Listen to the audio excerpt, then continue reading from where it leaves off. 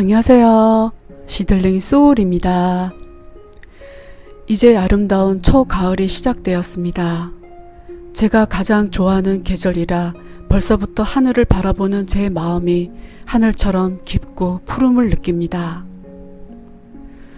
오늘은 제가 무척이나 존경하는 데이비드 호킨스님이 지은 호모 스피리투스라는 책을 읽어드릴까 합니다. 저는 지금으로부터 15년 전 이 책을 구입해서 읽었는데 우리의 영적 가정을 방해하는 에고에 대해 아주 디테일하게 설명한 글들이 많아 그 당시 때 무척이나 감명 깊게 읽었던 기억이 있습니다. 데이비드 호킨스 박사님을 존경하고 따르는 분들이 많기에 아마 그분의 책을 읽으신 분들이 많으리라 생각합니다. 저 역시 그분의 책을 몇 권만 제외하고 거의 다 읽은 편이지만 여전히 그분의 책은 저에게 많은 성찰을 주고 계십니다. 우리가 이 삶을 살아감에 있어 물려받은 이 에고라는 것은 나의 성장에 성패가 달려 있다고 해도 맞는 말일 것입니다. 아무리 제가 이 에고라는 성질에 대해 많은 책을 읽어도 여전히 저는 에고와 제 자신을 동일시하는 것에서부터 자유롭지 못하고 있다는 것을 인정합니다. 그만큼 이 에고라는 것은 무척이나 중요하고 그것을 아는 것이 조금이나마 우리의 영적 성장에 도움이 될 수 있다고 생각하기에 몇 단락을 읽어드리겠습니다. 176쪽입니다. 에고는 결정하는 지각이라는 습관적인 모드를 가지고 있습니다. 지각을 해체할 수 있으려면 먼저 그것을 확인해야 합니다. 그리고 에고를 갖고 있는 데 대한 제의식을 포기해야 합니다. 에고의 기원을 살펴보는 것이 도움이 될 수 있지요. 인간은 의식에 진화해서 몹시 어려운 위치에 있습니다. 이 평면에서의 생명은 태초의 진흙과 원시적인 유기체에서 출발한다고 합니다. 생물학적 생명이 시작된 그때부터 우리는 하나의 유기체가 생존을 위협하는 무수한 도전과 맞닥뜨리는 것을 봅니다. 동물의 삶만 보아도 에고의 기본적 동기와 의지는 단순하고 뻔합니다. 인간의 삶에는 동물의 전략이 따릅니다. 텃세권, 종들 간의 경쟁, 영토 전쟁, 집단 통치, 사냥, 경쟁자 죽이기, 짝짓기 의식, 새끼들의 보호 및 양육, 친족 경쟁, 위협, 타인에 대한 지배, 그 밖에 공격당하는 것과 위험에 대한 두려움이 있고 무리에서 쫓겨나는 것에 대한 두려움이 있습니다. 이러한 동물적 방식이 이른바 본능이라는 생리적 감정적 반응 속에 뿌리내리고 있습니다. 지난 수천 년 동안 이러한 본능은 사회와 부모의 교육과 훈련에 의해 강화되고 학습된 행동 방식으로 정교화되었습니다. 이러한 학습된 행동 방식은 단순히 개인적인 것이 아니라 엄청나게 강화된 사회적 방식이 되었는데 이것은 정치적, 국가적, 사법적 위치성 및 신념 체계로 공식화되었지요. 지성은 생존의 중요한 도구가 되었고 지성이 복잡해진 덕분에 그 모든 기본적으로 동물적인 프로그램들이 정교해졌습니다. 의식에는 내장된 프로그램이 전혀 없습니다. 그러한 것은 모두 의식이라는 하드웨어 속에 소프트웨어로 설치되는 것입니다. 비록 이제는 지성적으로 표현되었지만 이러한 생존 패턴의 기본적 형태는 동물의 세계에서 비롯되었습니다. 교육조차도 1차적으로 생존과 성공을 위한 것입니다. 따라서 에고의 근본 동기는 생존과 이익이고 이는 한결같이 두려움을 바탕에 깔고 있습니다. 에고의 생물학적 뿌리에 대한 이러한 설명이 명백한 것처럼 보일지라도 목표는 각자가 만드는 것이 아니라 타고나는 이러한 메커니즘의 기원과 중요성에 대한 알을 제고하는 것입니다. 어느 누구든 개인이 자기 의지로 에고의 구조를 창조하는 것이 아니라는 사실을 각성할 때 제의식은 완화되며 자신과 타인에 대한 깊은 연민이 일어납니다.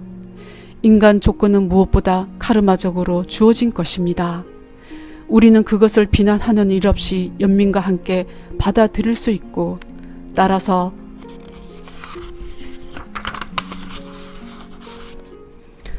그것은 좋지도 나쁘지도 않은 것입니다. 인류는 감정적 본능과 영적 깨어남이라는 그것을 상쇄하는 힘 사이에 긴장의 영역에서 살아갑니다. 저는 이 부분을 읽었을 때 에고, 즉 자아란 우리가 태어날 때부터 물려받은 하나의 프로그램된 에너지장이라는 것을 알게 되었습니다. 예전에 제가 다른 영상에서 말씀드린 것처럼 에고는 나만의 특별한 감정이 아니라 우리 모두가 가지고 있는 우리들만의 무의식입니다. 그것은 이 생에 태어나서 경험으로부터 얻어진 결과물이 아니라 태어나기 전부터 수백 생 이전부터 얻어진 감정체입니다. 저는 이 감정체가 외부적 상황에 대한 반사적인 반응에 대한 결과물이라고 생각합니다. 가만히 자신이나 타인을 주의 깊게 바라보면 우리는 어떤 상황을 마주쳤을 때 일관적인 언행을 하는 것을 발견할 수가 있습니다.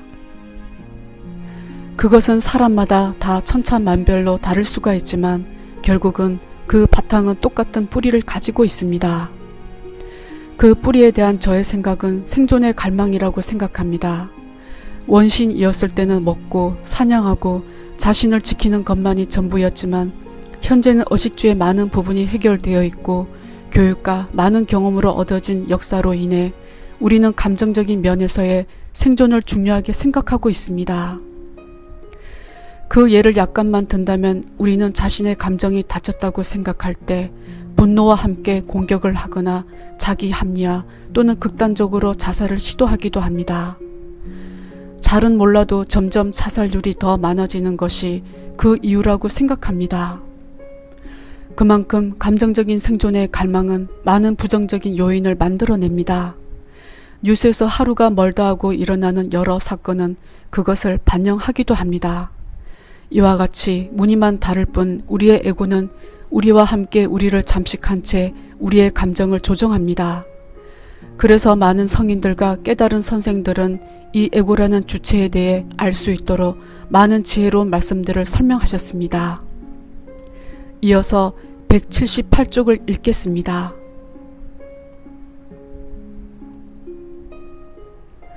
에고가 생물학적인 뿌리를 갖고 유전적으로 증식되며 사회적으로 강화되고 강하게 재프로그램 되는 것이라면 그것을 어떻게 극복할 수 있습니까?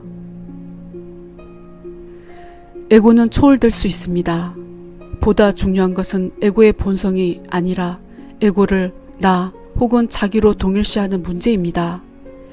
에고는 그것으로서 상속받는 것이고 실제로 개인과 무관한 그것입니다.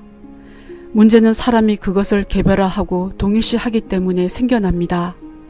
에고 구조의 그것은 독특하거나 개별적인 것이 아니며 카르마에 따른 약간씩의 차이는 있지만 모두가 비교적 비슷합니다. 정말로 개인차가 나는 것은 사람이 에고의 프로그램에 의해 노예화된 정도입니다. 지배의 정도는 따라서 사람이 에고와 동일시하는 범위에 따라 정해집니다. 본질적으로 에고는 아무런 힘도 없고 에고의 프로그램을 약화시키는 힘은 사람이 영적으로 진화할수록 기하급수적으로 커집니다. 그것이 의식 단계의 진정한 의미입니다.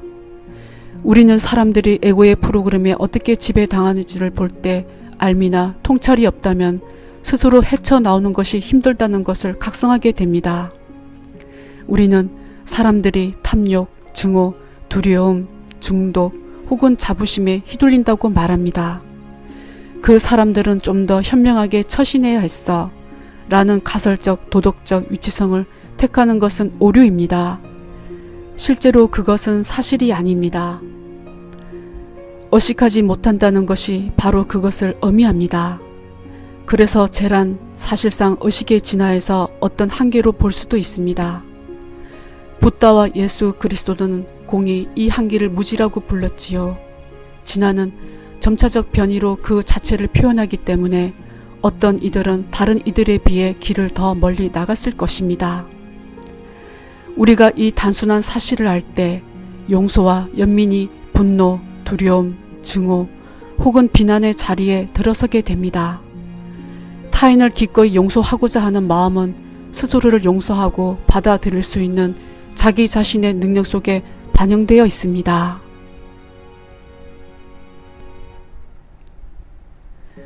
여기에서 어떻게 극복할 수 있냐는 질문에 호킨스 박사님은 용서와 연민이라는 키워드를 말씀하셨습니다. 즉, 이 에고는 나만의 것이 아니고 우리 모든 인류가 물려받은 저장된 프로그램이라는 것을 인정하고, 그렇게 상대에 대한 시각을 변환할 때 우리는 좀 더 연민의 감정을 발전시킬 수 있을 것입니다. 사실 우리는 조금만 둘러봐도 피해자 프레임에 갇혀 왜 자신이 피해자일 수밖에 없음을 피력하는 사람들을 많이 볼 수 있습니다.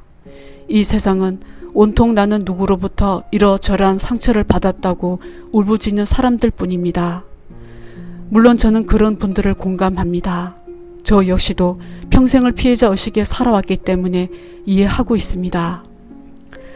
그러나 우리가 이 모든 것이 에고의 생존 계략이라는 것을 알고 적어도 몇 초라도 이것을 기억하는 순간이 올 때, 그때가 언제가 될지는 몰라도 이 알미 언젠가 자신의 틀을 깨부술 틈을 만드는 것이라고 저는 생각합니다.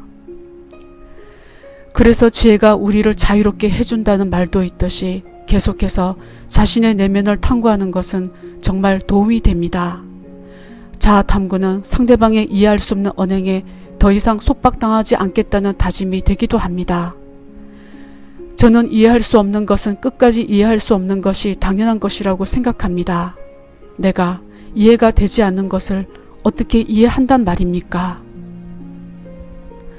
사람들에 대한 잘잘못에 대해 백날 생각하고 따지는 것은 별반 도움이 되지 않는다는 것을 저는 이 공부로 인해 깨달았습니다. 그보다 우리의 저장되어 있는 동물적 생존 프로그램을 이해하게 될 때 서서히 이 원리를 이해하게 되었고, 사람들에 대한 언행에 대해서도 연민이 올라옴을 경험하게 되었습니다. 물론 자신의 에고를 바라보는 것은 고통을 줍니다. 그래서 이 영적 공부는 많은 의도와 매 순간마다 다시 선택하는 용기가 필요합니다. 시간의 차이는 있을지언정 결코 에고는 초월될 수 있다고 호킨스 박사는 분명히 말씀하셨습니다. 저도 계속 넘어지고 일어서고를 반복하고 있지만 조금씩 희망을 느끼고 있습니다. 호킨스 박사님의 책 중에 이런 글들이 기억이 납니다. 우리가 동물들의 행동을 보며 순진하게 생각하고 미소를 짓듯이 마찬가지로 우리의 감정 드라마를 그런 시각으로 볼 수 있다면 진정한 내면의 자유는 이루어진 것입니다. 그럴 때 우리는 이 많은 영적 책들을 버릴 때가 올 것이라고 저는 믿습니다. 제가 반복해서 같은 책을 읽는 이유는 자주 잊어버리기 때문입니다. 에고는 우리의 기억력을 능가할 정도로 강하며 집착합니다. 그것은 자신의 생존이 달려있기 때문입니다. 이렇듯 에고의 성향에 대해 많이 알고 자주 기억해낼수록 우리의 평온함도 보장됩니다. 마음의 평화가 왜 그토록 중요한지는 고통 속에 젖어 울부짖어 보지 않은 자는 모를 것입니다. 그래서 저는 이 영적 공부를 시작하시는 모든 분께 무한한 지지를 보냅니다. 내면 공부는 힘들지만 그만큼 가치가 있고 그것은 인류의 성장에도 보탬이 됩니다. 그렇듯 여러분의 평화가 저의 평화입니다. 우리는 모두 하나이기 때문입니다. 오늘도 편안한 하루 되시기를 바랍니다.